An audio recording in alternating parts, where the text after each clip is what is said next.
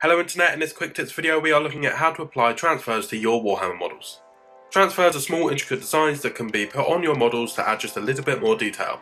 If you're playing any of the armies within Warhammer 40,000 you are likely to have these, except if you're like Tyranids or something, because they're not designing their own logos.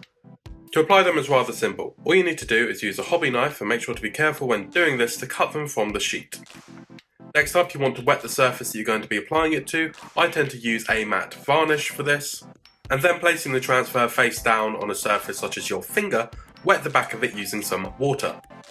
This will loosen the bond between the transfer and the paper, meaning you can then remove the paper and be able to move the transfer onto the surface of the miniature.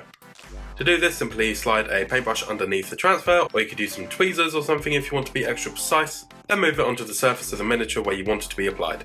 Whilst the surface is still wet, you can move it about a bit, so you don't have to worry too much about the placement. Once it is in a position that you are happy with, leave it to dry and it should be ready to go. There are many different options for what liquid you use to actually apply the transfer to the model, but in general, water is completely fine, but I like to use a matte varnish. Once it's applied, you can move on to the rest of your model. I would recommend doing this before adding edge highlights and stuff, because if you want to do any chipping effects, it's good to do it over the top of the transfer, because it helps the transfer blend into the rest of the paint job. I hope you enjoyed this video, and I'll see you later.